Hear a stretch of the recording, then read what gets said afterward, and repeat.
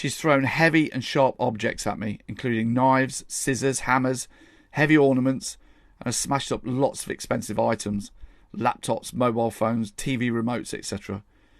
I feel that if I told her I was finally leaving, she would have attacked me in a violent rage and killed me. I was whipped across my face and back with a radio aerial, had my testicles squeezed and kicked. My forehead, eyes and cheeks had been gouged by fingernails. I've been punched full in the face in front of her brothers and mother in an attempt to provoke the brothers to fight. I've had golf balls thrown at the back of my head when trying to eat a meal after work, and was also cut across the back of my hands with broken ceramic, amongst many other things. I firmly believe she's capable of taking the life of me or my children without remorse. She is able to easily gaslight those in a position to help and turns them against me. She threatened to have me murdered, and I was scared that she might actually stab me. There was a period when I was always looking at her hands to make sure she didn't have a knife in her hand whenever she entered the room. She fractured my cheek and split my eye. I woke to her jumping on top of me. She knew I had 300 stitches in my lung. Because she lies and people believe her. Because she really hates me and I believe she would lie to get me into trouble. She tries to get other people to believe that I'm the abuser and has passed on my details to men who she has to protect her from me. So I worry I could be targeted. I really had food as money went on what she wanted it to go on. My sleep schedule was erratic, and this is part of the reason for the eventual mental health crisis. Because she is a dangerous liar who will say whatever she wants to get what she wants from whoever she needs it from. If I'd been convicted of the false allegations she accused me of, I would have got 5 years in prison. I still get insecure when I'm out and about. I have to record myself everywhere I go with dash cam, just in case I'm accused again.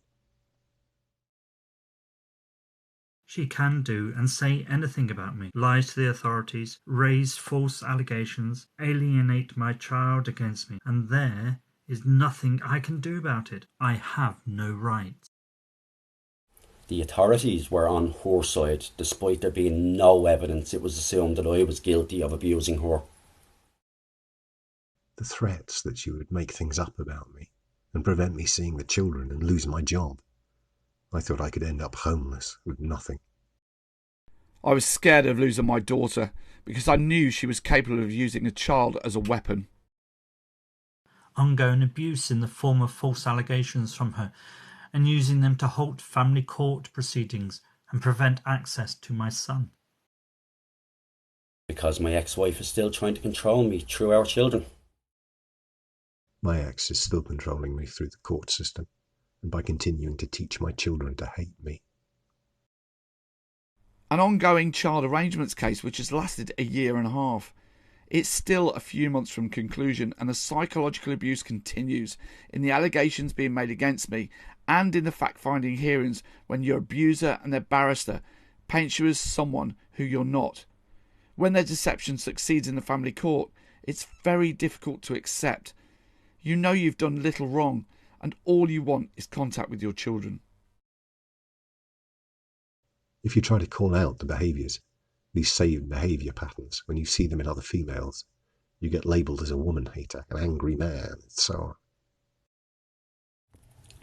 Because I am acutely aware of what is sayable and what is unsayable, and the way in which the truth around domestic abuse is distorted.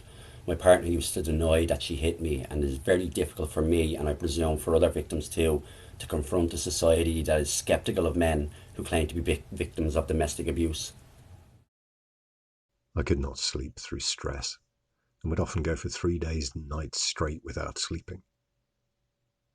I became unable to handle any stress at all, and even my speech was affected. I went from being quick-witted and articulate to being unable to string a coherent sentence together much of the time.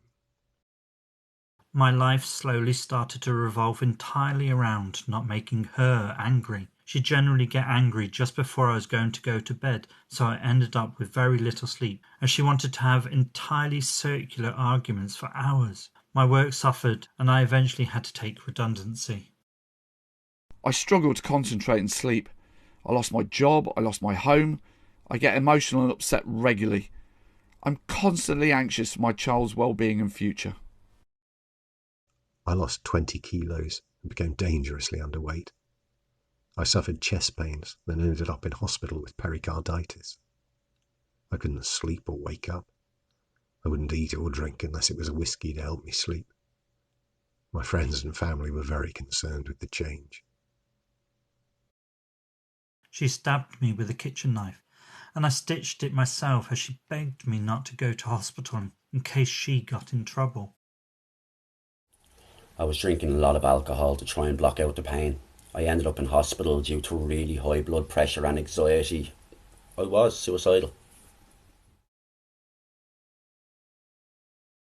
It took a long time to realise how this has affected me, and many years to actually acknowledge that I possibly was a victim of domestic abuse.